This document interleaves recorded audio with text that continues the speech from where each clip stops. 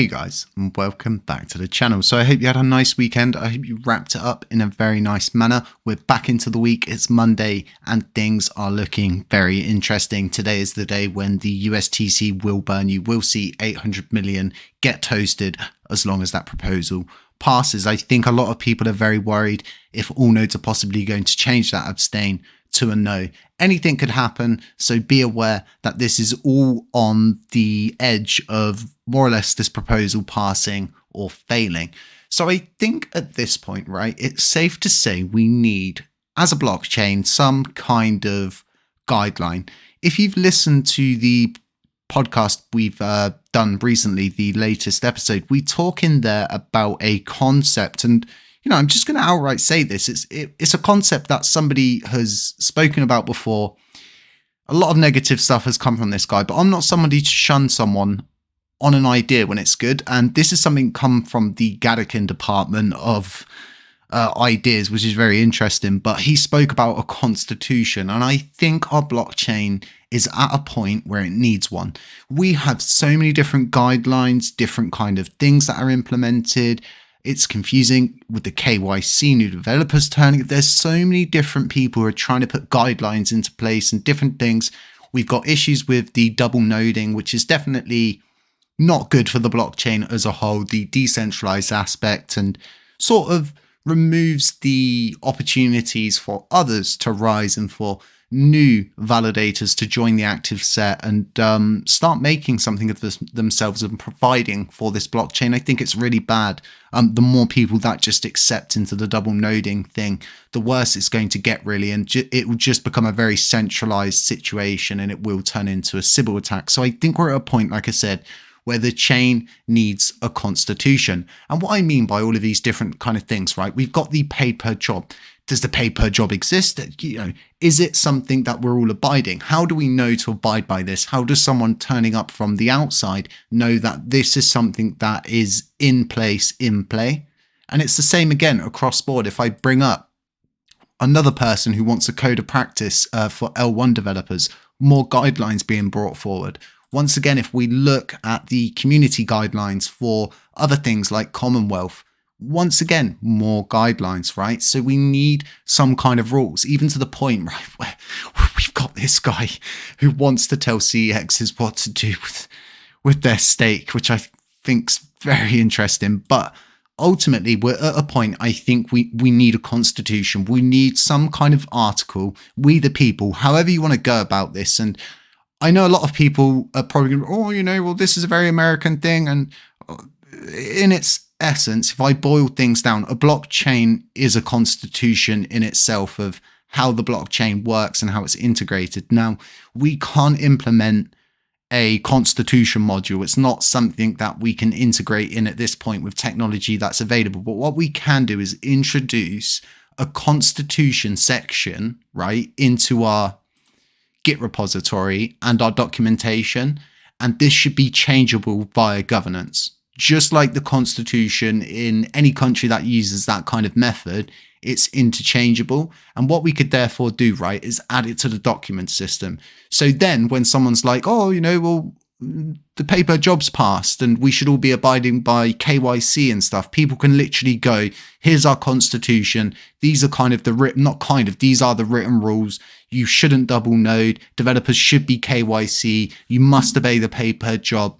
The kind of ins and outs. Now, there's going to be a huge argument from both sides, I would think, as to this more or less being a controlling factor of the chain and, we're a decentralized chain and, we should be like this. I think that kind of thinking is what is holding up the chain.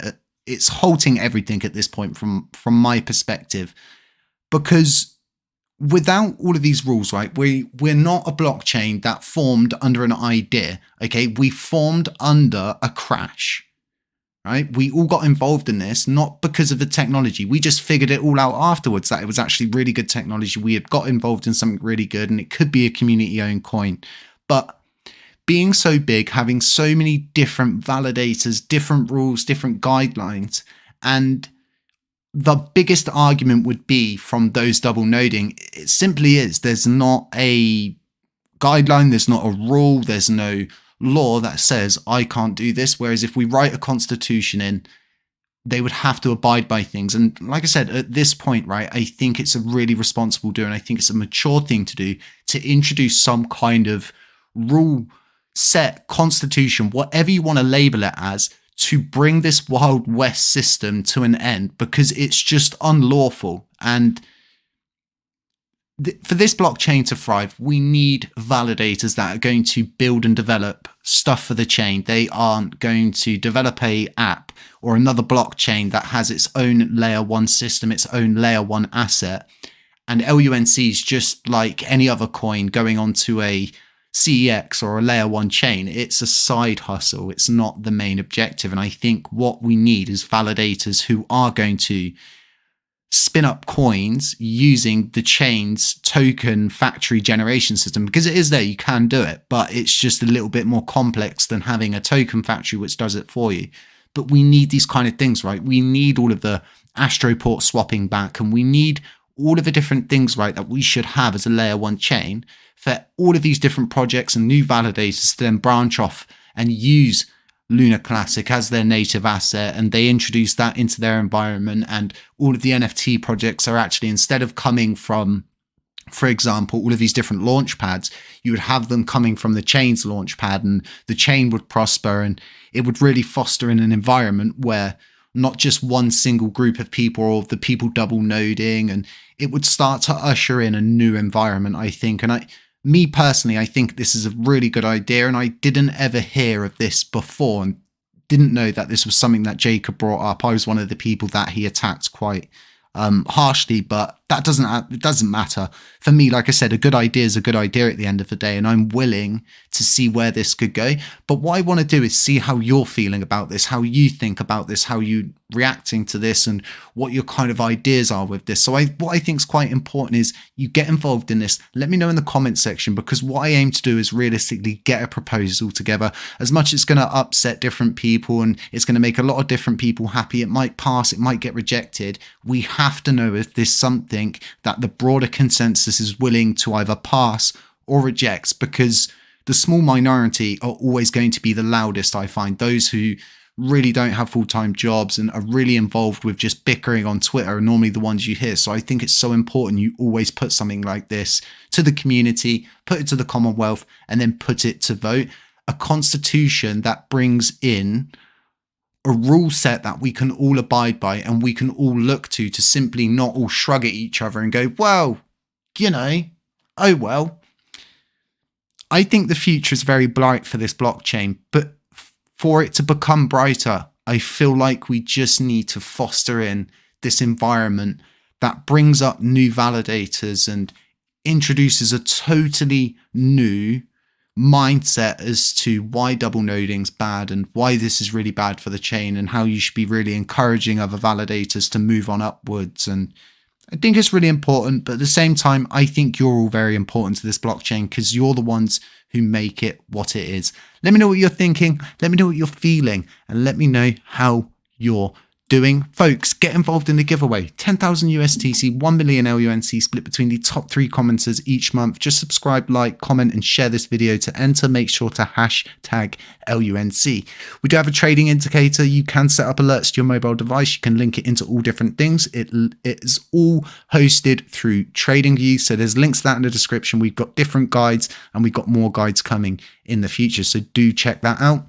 If you've got LUNC, you can delegate with us and our node through Station or Trust Wallet. We have got auto compounding at hccfactory.com.